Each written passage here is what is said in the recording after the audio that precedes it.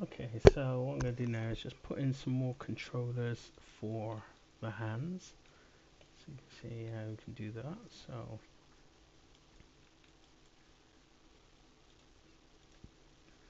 go to my curves. I'm just going to draw one out here. Move that down to there.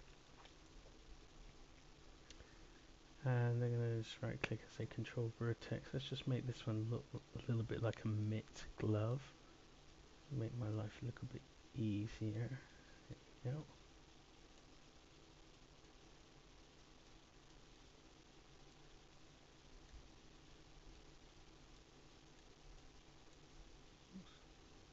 There we go. And it's going to select that. I'm going to center the pivot on that one. In fact, actually, let's move the pivot to where I want it to be, about there. Freeze transformations, delete non-deformer history on that. And then for the finger and thumb, what I'm going to do is just create another little controller.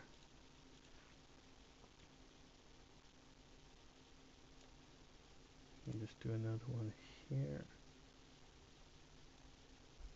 Okay. And again,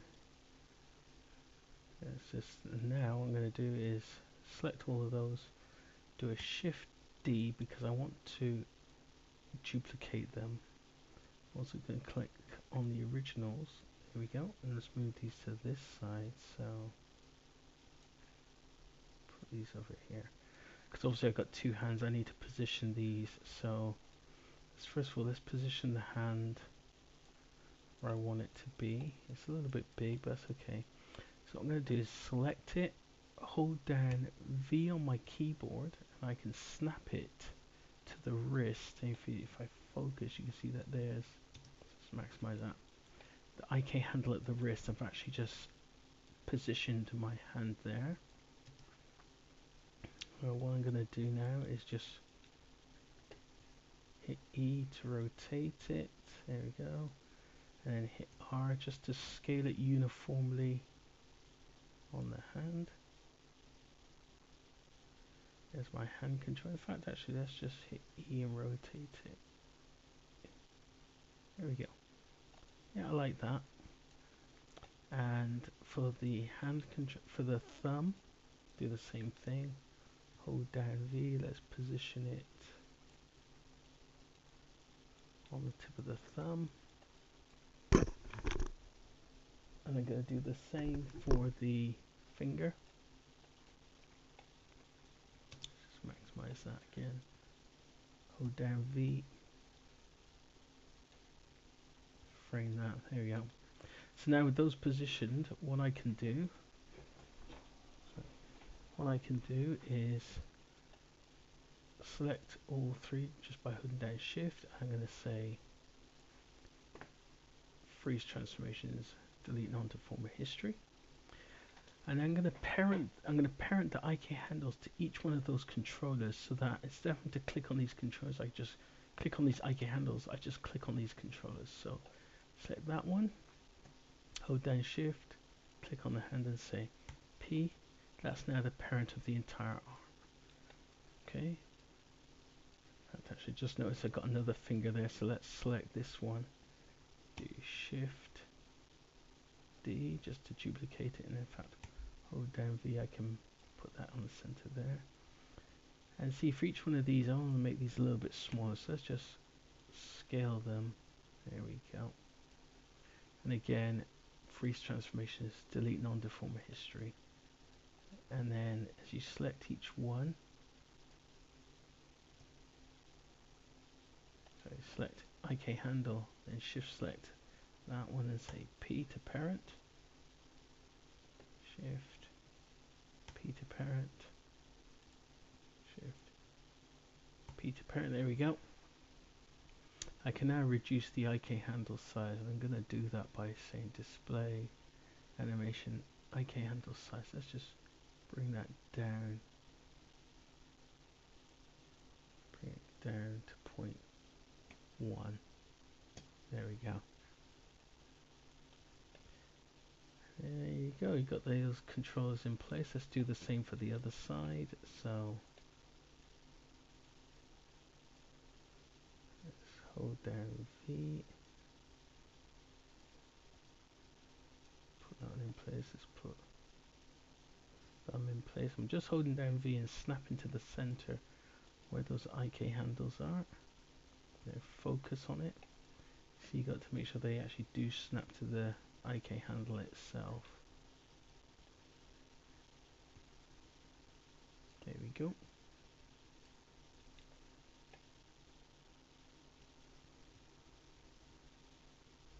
Here we go.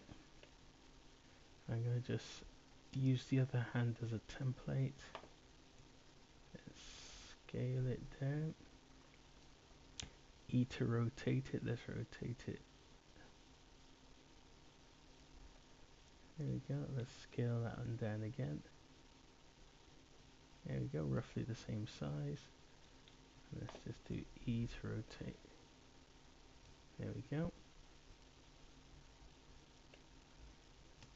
And now, if I select these, I can just freeze transformations. Freeze transformations, delete non-deformer history. And we're ready to put in the next section. Just do a save. And we're good to go.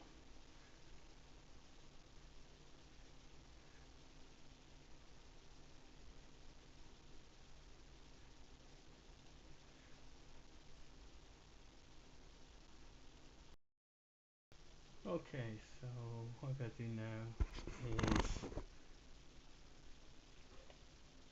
put in the IK, the river, I guess pole vectors for the elbow. So to do a pole vector, let's just make sure I've got all these. Actually, I forgot to parent-child these. Let's just get these parent-child things working. So set the wrist, shift, parent. Yeah, that one. Parent. That one. Parent. Actually, do that. I'm gonna add one more.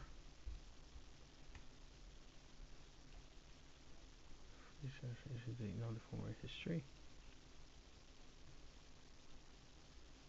Parent. Parent. There we go. And now the pole vector. So for pole vector, you need some controllers. So again, I'm going to do curves, circle. Start off with the elbow. Just going to put another one down here for the knee. Start off with the elbow though. For the elbow, I'm just going to scale it.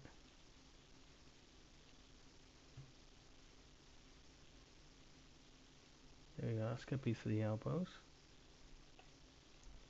And if I freeze transformations, I can center pivot and delete non-deformer. And for the knee, I'll do a different shape. Let's just control vertex.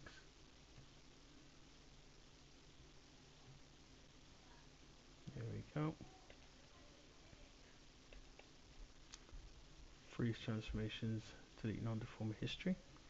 And then I'll need one for each arm. So if I position this one just behind and just do a Shift D, put it over there.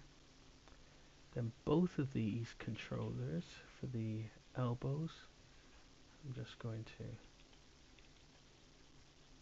move them back to about here. And again, freeze transformations, delete non-deformer history.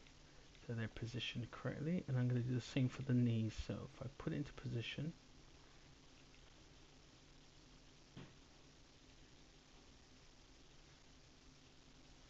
I'm going to do Shift D and put the second one over here.